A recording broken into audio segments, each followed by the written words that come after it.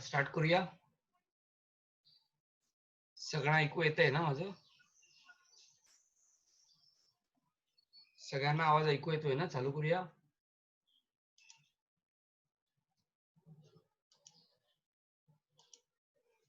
Okay.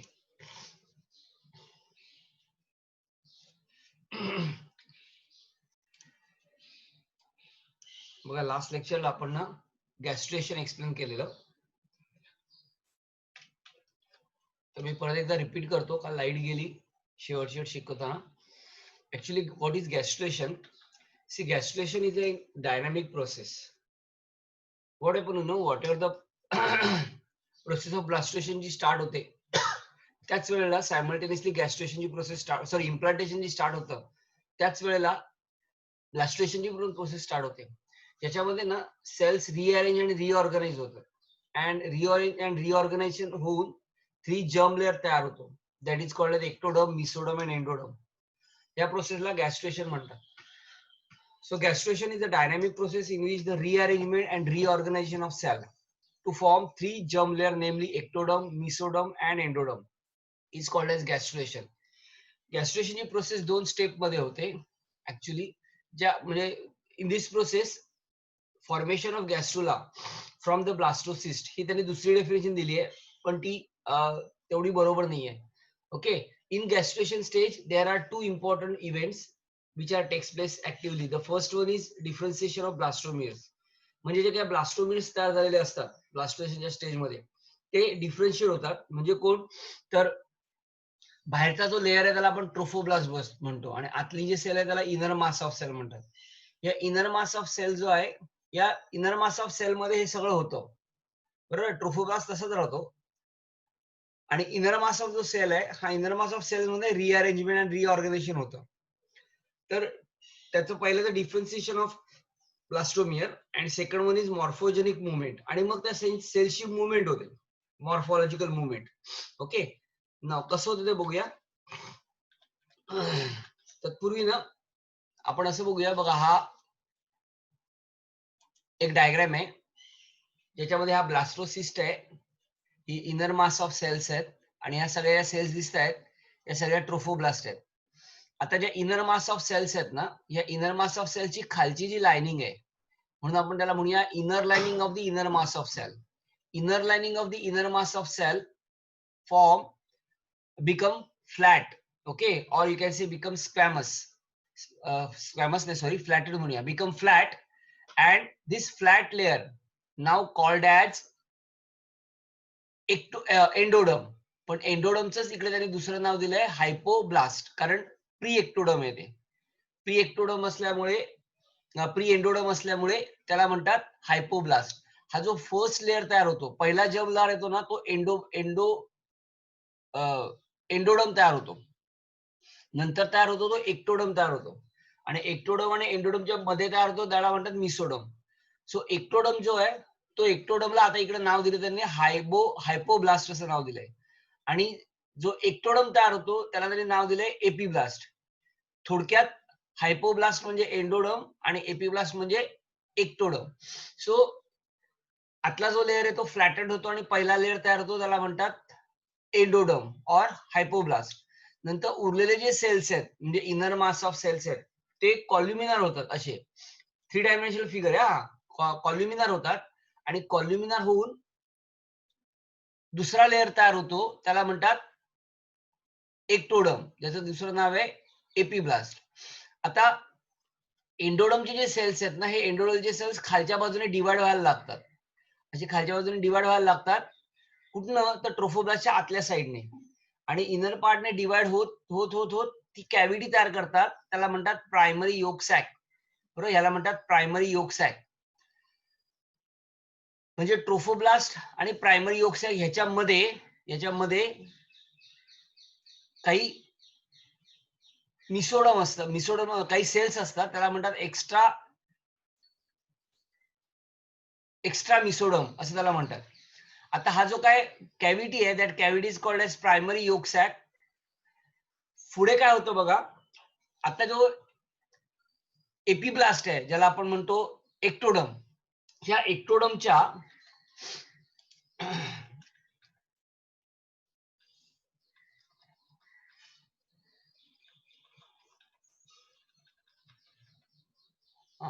हा तरी काय केलाय म्हणजे का आता त्याचा तुकडा घेतलाय, सेक्शन घेतलाय. म्हणजे जो आपण मगाशी सांगितलेला एपिब्लास्ट सांगितलेला, हायपोब्लास्ट सांगितलेला, तो हा आहे. That is called as endoderm. त्याच्यानंतर हायपोब्लास्ट सांगितला, तो एपिब्लास्ट सांगितला, तो एक्टोडर्म आहे. आता होतं कसं, ह्या एक्टोडर्मच्या सेंटरला, एक्टोडर्मच्या मध्ये ना, मधले जे सेल्स आहेत, हे सेल्स डिवाइड अँड रिडिवाइड होतात. डिवाइड अँड रिडिवाइड होऊन एक टेपरिंग तयार करतात. ओके, त्या टेपरिंगला म्हणतात प्रिमिटिव्ह स्टिक. सॉरी, त्या टेपरिंगला म्हणतात सेंट्रल ऍक्सिस. हा सेंट्रल ऍक्सिस म्हणजे कोण, तर तयार होणारा जो फ्युचर एम्ब्रिओ आहे, त्या फ्युचर एम्ब्रिओची एम्ब्रिओचा तो व्हर्टिबल कॉलम असतो, म्हणून त्याला सेंट्रल ऍक्सिस म्हणतात. तयार होणार आहे, अजून फॉर्म झाला नाहीये, हे जस्ट सुरुवात आहे. तर ह्याचा सेंट्रल ऍक्सिस नंतर कन्व्हर्जन होतं प्रिमिटिव्ह स्टिक मध्ये. पण त्याला प्रिमिटिव्ह स्टिक कधी म्हणतात, तर सेंट्रल ऍक्सिस मधले जे सेल्स आहेत, हे सेल्स बेसला डिवाइड अँड रिडिवाइड होतात, आणि डिवाइड अँड रिडिवाइड होऊन डिवाइड, त्याला म्हणतात प्रिमिटिव्ह स्टिक. त्याला म्हणतात प्रिमिटिव्ह स्टिक. आणि हा जो ग्रू तयार होतो सेल्स डिवाइड होण्यासाठी, त्याला म्हणतात प्रिमिटिव्ह ग्रू. तो प्रिमिटिव्ह ग्रू मधले जे सेल्स आहेत, ते डिवाइड अँड रिडिवाइड होतात आणि तयार होतं प्रिमिटिव्ह स्टिक. आता या प्रिमिटिव्ह स्टिक मधले जे सेल्स आहेत, हे सेल्स खालच्या बाजूने डाऊनवर्ड दिशेने डिवाइड अँड रिडिवाइड होतात. ओके, किंवा मायग्रेट होतात. आणि मायग्रेट कुठे होतात, तर ते एक्टोडर्म सॉरी एंडोडर्म आणि एक्टोडर्म यांच्यामध्ये मायग्रेट होतात. आणि एक्टोडर्म आणि एंडोडर्मच्या मध्ये मायग्रेट झाल्यामुळे तिसरा लेअर तयार होतो, that is called as mesoderm. So at the end of the cleavage 3 layer तयार झाले, एंडोडर्म, मिसोडर्म आणि एक्टोडर्म. एक्टोडर्म हा बाहेरचा लेअर आहे, हा मिसोडर्म हा मधला लेअर आहे, आणि आतला लेअर आहे, त्याला म्हणतात endoderm. So this 3 germinal layers are form. ही जी काय ग्रू आहे, त्या ग्रूला आपण प्रिमिटिव्ह ग्रू असं म्हटलं, म्हणजे खास तयार होते. ग्रू तयार व्हायच्या अगोदर सेल्स तयार, हा स्ट्रेट असतो. हा जो काय लेअर आहे, हा कसा आहे, हा स्ट्रेट लेअर आहे. इथं पहिलं एक टेपरिंग तयार होतं, त्या टेपरिंगला म्हणतात सेंट्रल ऍक्सिस, जे इकडे मी एक्सप्लेन नाही केलंय. हे सेंट्रल ऍक्सिस म्हणजे तो तयार होणारा फ्युचर एम्ब्रिओची सेंट्रल डॉर्सल व्हर्टिबल कॉलम असते. या सेंट्रल ऍक्सिस मध्ये नंतर खालच्या बाजूने ग्रू तयार होते. जशी वर्ण त्याला नोड म्हटले त्यांनी, जसं वरची नोड तयार होते, बरोबर ना, टेपरिंग तयार होतं, तसं खाली सुद्धा एक ग्रू तयार होते. आणि या ग्रू मधले सेल्स काय होतात, डिवाइड सुरुवात होतात. आणि हे सेल्स नंतर मायग्रेट होतात एक्टोडर्म आणि मिसोडर्मच्या मध्ये, एक्टोडर्म आणि एंडोडर्मच्या मध्ये, आणि ते जे लेअर आहे that is called as mesoderm. So जो तिसरा लेअर तयार झाला, त्याला त्या लेअरला मिसोडर्म असं म्हणतात. सो आता आपण एकदा परत रिपीट करूया, म्हणजे लक्षात येईल तुमच्या.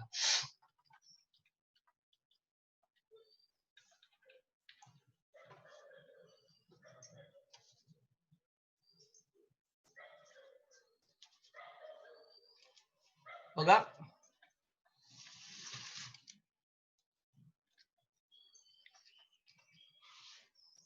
आपण दोन बघितले, डिफरन्सिएशन ऑफ ब्लास्टोमियर. दोन प्रोसेस बघितले, डिफरन्सिएशन ऑफ ब्लास्टोमियर आणि मॉर्फोजेनिक मुवमेंट. आता डिफरन्सिएशन ऑफ ब्लास्टोमियर मध्ये काय होतं, in this process results in the formation of 3 germinal layer, namely ectoderm, mesoderm and endoderm, from the cell of embryoblast. Embryoblast म्हणजे कोण, तर इनर मास ऑफ सेल्सला आता एम्ब्रिओब्लास्ट असं म्हणतात. इनर मास ऑफ सेल्सला दुसरं नाव आहे एम्ब्रिओब्लास्ट.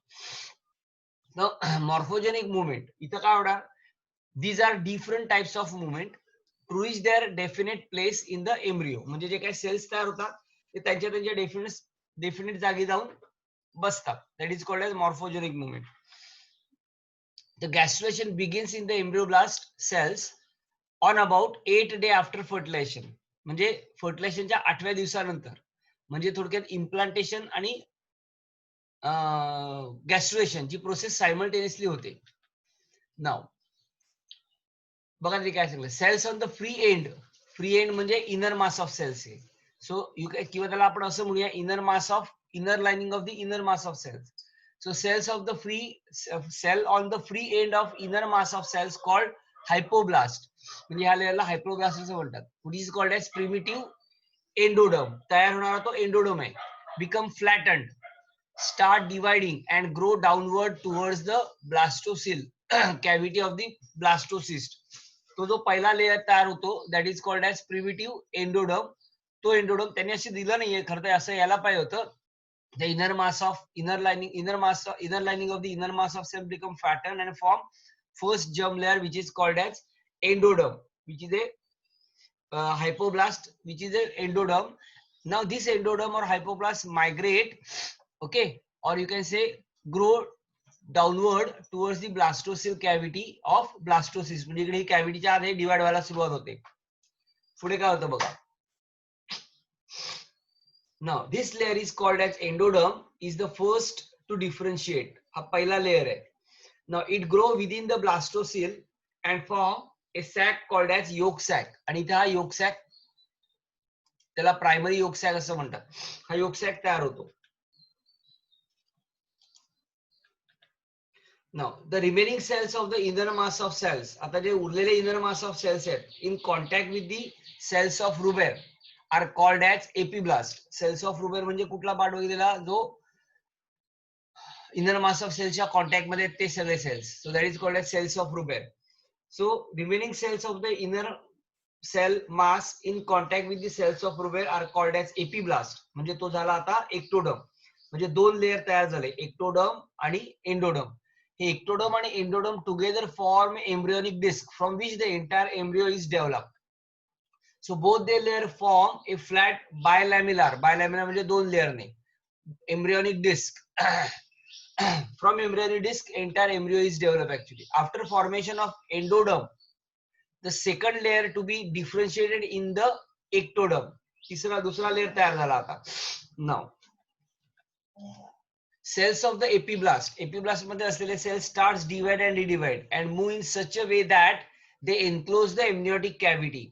हा सगळा 3 डायमेन्शनल आहे. आता हे काय होणार माहितीये का, हे जे काय एपिब्लास्टचे सेल्स आहेत, हे एपिब्लास्टचे सेल्स डिवाइड अँड रिडिवाइड होणार आणि they move such a way that they enclose the amniotic cavity.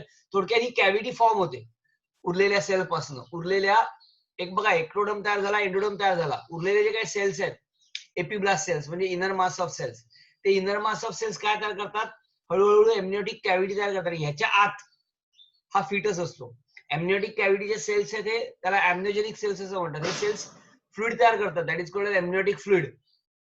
आणि या एमनियोटिक फ्लुइड मध्ये हा फिटस फ्लोट होत असतो. So the floor of this cavity has the embryonic disc. The pyramidal cells of the disc towards the amniotic cavity form the embryonal ectoderm. जे आता मी सांगितलं ते. The roof of the amniotic cavity is lined by amniogenic cells. Later these cells divide and redivide to form amnion. आणि याच्यापासून amnion तयार होतं. Amniotic cavity ला amnion असं म्हणतात. So amnion is a extra embryonic mesoderm. बघा 4 extra embryonic mesoderm आहेत. Amnion, Korean, allantois and yolk sac. त्यातला yolk sac आपण बघितला, amnion बघितला. कोरियन तो आपण पुढे बघणार, ज्यापासून विलाय बाहेर पडतात, म्हणजे पडलेले होते इम्प्लांटेशनच्या प्रोसेसमध्ये. आता आपण प्लासेंटेशन मध्ये बघणार. आणि allantoisचा ह्याच्यात तुम्हाला यूज दिलेला नाहीये. So amnion is an extra embryonic membrane that surrounds the and protect the embryo. थोडक्यात ती सॅक आहे ज्याच्या आत बच्चू तयार होतो. As a result of these changes, the bilamellar embryonic disc is positioned in between the amniotic cavity and yolk sac. Now, आता हे इकडे बघूया आपण काय ते. Actual gestation occur about 15 days after fertilization, in which the bilamellar embryonic disc is transformed into trilamellar embryonic disc. म्हणजे 2 layer पासून 3 layer तयार झाले होणार. एक्टोडर्म आणि एंडोडर्म पासून एक्टोडर्म, मिसोडर्म आणि एंडोडर्म तयार होतो. Okay. This transformation occur by division, rearrangement and migration of the cells of the epiblast. Epiblast चे जे सेल्स आहेत, म्हणजे एपिब्लास्ट म्हणजे कोण, मगाशी आपण बघितलेला एक्टोडर्म. हे एक्टोडर्मचे सेल्स आहेत, ह्यांच्या सेल्स मध्ये डिव्हिजन होते, रिअरेंजमेंट होते, मायग्रेशन होतं. Clear. Now it begin with the formation of primitive stick. आता ऍक्च्युअली त्याने डायरेक्ट प्रिमिटिव्ह स्टिक दिली आहे, पण मी मगाशी जर सांगितलं थोडक्यात काय माहिती का, हा पार्ट आहे प्रिमिटिव्ह स्टिकचा, तो म्हणजे तयार होणारा एम्ब्रियोचा सेंट्रल ऍक्सिस असणार आहे. ओके, म्हणजे वर्टिकल कॉलम असणार. It begins with the formation of primitive streak, हा primitive streak, and a shallow groove. इथे शॅलो ग्रूव्ह तयार होते on the surface, is called as primitive groove. या ग्रूव्हला प्रिमिटिव्ह ग्रूव्ह असं म्हणतात. And this primitive groove, this streak progress from posterior to anterior. ही जी काही ग्रू आहे ना, ही जी काही स्ट्रिक्ट आहे ही एका पोस्टिरियर साईडला जाते. म्हणजे बघा इकडे हे व्हर्टिबल कॉलम तयार होतो, पोस्टिरियर साईडला जाते आणि ही progress from posterior to anterior, anterior posterior side. म्हणजे थोडक्यात इथपासून ह्याच्यापासून वरपासून खालपर्यंत व्हर्टिबल कॉलम बनतो. ह्याच्या पुढचा भाग आहे तो ब्रेनचा होतो, म्हणजे स्कलचा आहे. until end of primitive this site of primitive stick a third layer of. आता ह्याच्या आत जे सेल्स आहेत हे मायग्रेट होतात, ऍक्च्युअली त्यांनी दिले नाही आहेत, between the ectoderm and endoderm and form third germ layer called as mesoderm. So third layer of cells called mesoderm extend between ectoderm and endoderm. Now anterior end of primitive group communicate with the yolk sac. हा जो काय anterior end आहे बरोबर ना, primitive sac and aperture called as blastophore. बघा हा anterior part आहे, हा पोस्टिरियर पार्ट आहे. हा अँटीरियर एंड जो आहे या कोणाचा प्रिमिटिव्ह स्टिकचा, याच्या सगळ्यांपासून व्हर्टिबल कॉलम तयार होतो. पण ह्याची अँटीरियर एंड जो आहे हा अँटीरियर एंड नंतर कनेक्ट होतो कोणाला, तर तो होतो ह्याला योक सॅकला. योक सॅक म्हणजे मगाशी आपण इकडे दाखवलेली ती yolk sac, primary yolk sac इथे तयार झालेली ही पार्ट इथं कनेक्ट होतो आणि तो तयार करतो. हे 3 डायमेन्शन आहे सगळं, त्यामुळे इमॅजिन करावं लागेल तुम्हाला, त्याला काही पर्याय नाही आपल्याकडे. Okay, by an aperture called as blastophore which is called as future anus. The embryonal disc now has differentiated into 3 layers, that is ectoderm, mesoderm and endoderm. बघा याचा अँटीरियर एंड आहे, हा अँटीरियर एंड व्हर्टिबल कॉलमचा पार्ट येतो, म्हणजे तिकडे व्हर्टिबल column तयार होतो बरोबर ना. पण ह्याच्यामध्ये इकडनंच ना ऍक्च्युली कसं असतं माहिती का, ह्याच्या पुढे आल्यानंतर आपण तुम्हाला ह्याच्यामध्ये बघणार आहोत, तुम्ही पिट्युटरी ग्लँड मध्ये बघणार आहोत. एक एक एक्स्ट्रा एम्ब्रियोनिक गट तयार होतं आणि हा गट म्हणजे तो माउथ आहे. त्या माउथ पासून पुढे कंटिन्युएशन होऊन एलिमेंटरी कॅनल तयार होते, त्याला तो कनेक्ट होतो. ओके, शेवटचा पार्ट. आणि मग तिकडे ती तिघही एकत्र येऊन त्याच्यापासून हा अॅनसचा पार्ट तयार होतो, म्हणजे फ्युचर अॅनस, फ्युचर अॅनस म्हटलंय. So ultimately end of these 3 layers the ectoderm, mesoderm and endoderm is formed. Okay, so हे तयार झाले 3 लेअर, ectoderm, mesoderm आणि endoderm. आता या प्रत्येकापासून काय काय तयार होतं बघा, त्याला म्हणतात fate of germinal layer, that is called ectoderm, mesoderm आणि endoderm. बरं, हे क्लिअर झालं का? हे ना तुम्हाला इमॅजिन थोडंसं करावं लागेल, कारण काय पर्याय नाही, पुस्तकात तर एकच डायग्राम दिलाय. सो फक्त एकदा वाचा आणि मग त्यात काय डाऊट असेल तर मग आपण परत क्लिअर करू. सो मी पुढे जाऊ.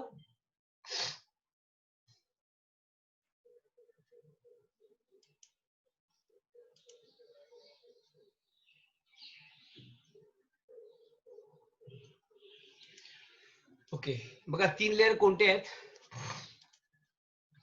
3 लेअर आहेत. पहिला एक्टोडर्म जो सर्वात बाहेरचा लेअर, मग मिसोडर्म आणि मग endoderm.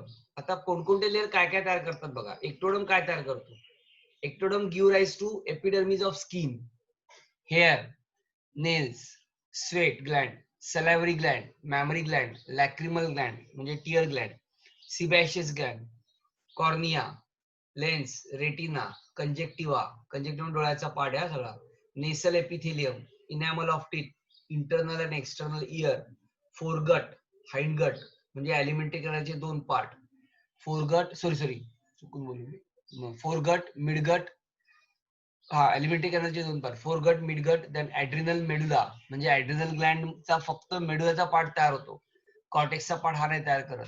Then anterior and posterior pituitary gland, pineal gland आणि एंटायर नर्वस सिस्टीम, एवढं सगळं एक्टोडर्म तयार करतो.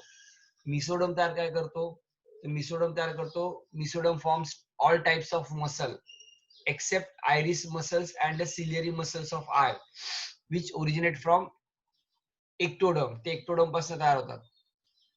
Connective tissue, dermis of skin, adrenal cortex, adrenal medulla ectoderm तयार करतो आणि ऍड्रिनल कॉर्टेक्स मिसोडर्म तयार करतो. मेडुला आहे जो एक्टोडर्म तयार करतो आणि कॉर्टेक्सचा पार्ट आहे ऍड्रिनल कॉर्टेक्स, तो मिसोडर्म तयार करतो. हार्ट, ब्लड वेसल्स, बघा आपण हार्ट मिसोडर्म मध्ये ओरिजिन सांगितलेलं. ओके, किंवा गोनॅड्स, रिप्रोडक्टिव्ह सिस्टीम्स आर मिसोडर्म म्हणजे टेस्टिस आर मिसोडर्म मध्ये ओरिजिन सांगितलेलं. So heart, blood vessel, lymphatic vessel, म्हणजे थोडक्यात पूर्ण circulatory system. Middle year, external year आणि इंटरनल इयरच्या मध्ये मिडल इयर असतो. मिडल इयर मिसोडम तयार करतो. एक्सटर्नल आणि इंटरनल इयर हे काय ते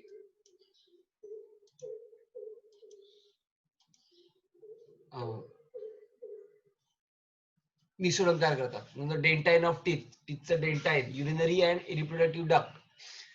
बघा आपण युरिनरी सिस्टीम मध्ये सुद्धा किडनी आणि मिसोडर्म ओरिजिन बघितलेलं. Then gonads, kidney, sclera and choroid of eyes. So हे सगळं मिसोडम तयार करतं. त्याच्यानंतर येतो एंडोडम. एंडोडम मध्ये काय काय होतं? एंडोडम develops into epithelium of midgut. आता इथं मिडगट एंडोडम तयार करणार.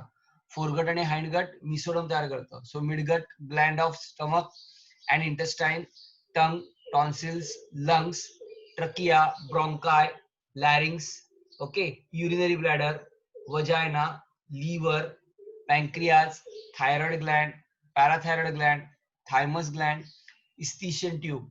ही ट्यूब म्हणजे फॅरिंग्सला जोडणारी ट्यूब आहे इयर आणि थ्रोटला.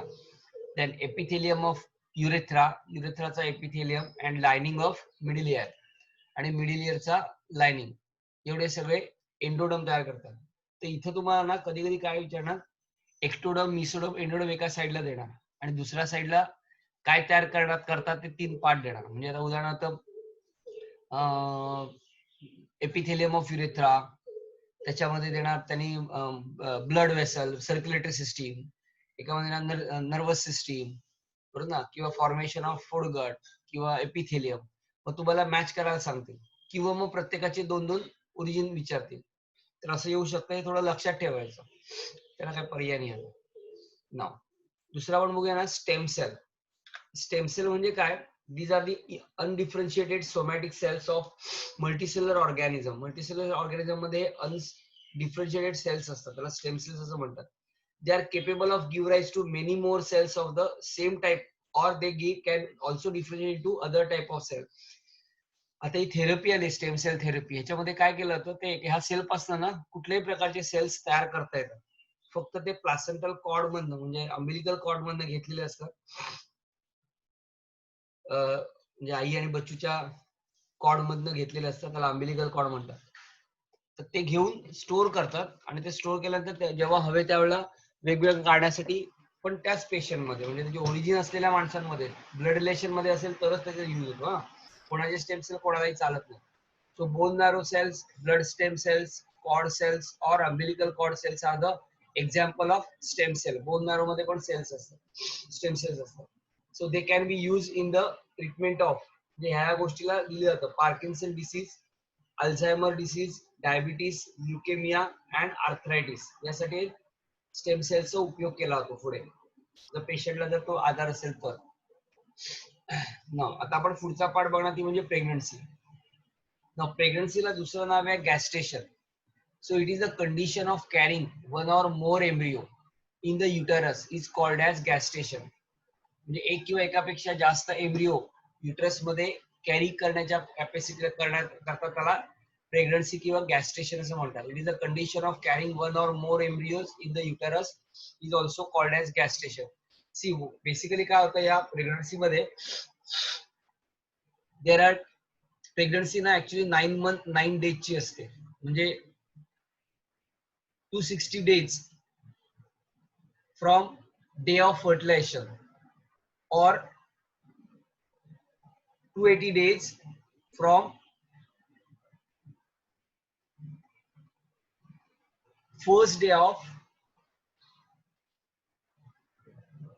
last menstrual cycle, end of last menstrual cycle, first day of last menstrual cycle.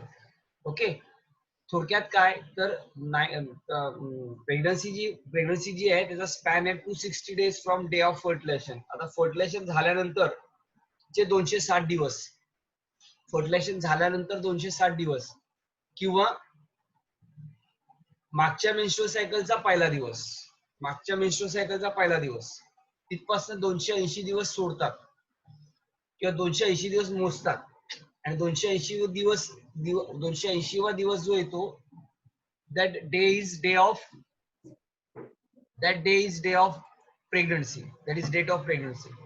So तो जो स्पॅन आहे हा 9 month 9 days आहे normally. And this 9 month 9 days pregnancy is divided into 3 part. Okay. And the 3 stage is called as trimester. त्याला trimester म्हणतात. So first trimester include 3 months. Second trimester includes another 3 months. पहिले 3 महिने पहिला ट्राइमस्टार, पुढचे 3 महिने पुढचा ट्राइमस्टार आणि त्याच्या पुढचे 3 महिने पुढचा 3 ट्राइमस्टार. एक ट्राइमस्टार 3 महिन्याचा असतो. 9 महिने 3 भागामध्ये डिवाइड करतात. प्रत्येक भाग 3 महिन्याचा असतो आणि प्रत्येक भागाला ट्राइमस्टार म्हणतात. First trimester, second trimester, third trimester. First trimester include 3 months. एक महिना म्हणजे 4 आठवडे, जे 3 महिने म्हणजे 12 आठवडे. सो पहिल्या 12 आठवड्यामध्ये काय होतं, पुढच्या आठवड्यामध्ये 3 महिन्यामध्ये काय होतं, या पुढच्या 3 महिन्यामध्ये काय होतं. सो प्रत्येक महिन्यामध्ये ना, सॉरी प्रत्येक ट्राइमस्टार मध्ये बच्चूमध्ये आणि आईमध्ये डेव्हलपमेंट होत असते. आणि मग पूर्णपणे मॅच्युअर झाला की त्याला 9 month 9 days म्हणजे pregnancy gestation period is complete पूर्ण झाला. Now baby is ready to come from the uterus. So pregnancy is the condition of carrying one or more embryos in the uterus. It is also called gestation. Huh?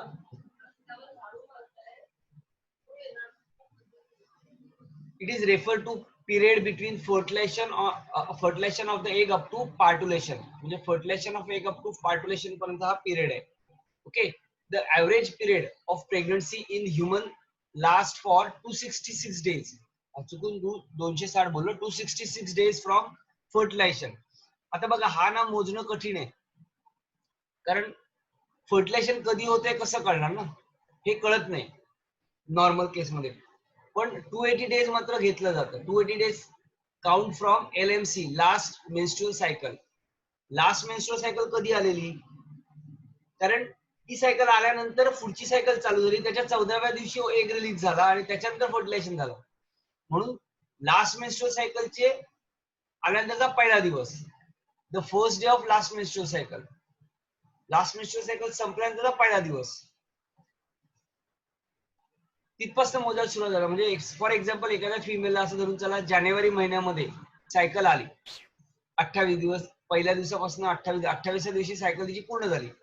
आता दुसरी cycle चालू झाली, म्हणजे 29 जानेवारीला दुसरी cycle चालू झाली. Menstrual flow 28 तारखेला संपला, म्हणजे 29 तारखेला दुसऱ्या सायकलचा पहिला दिवस चालू झाला.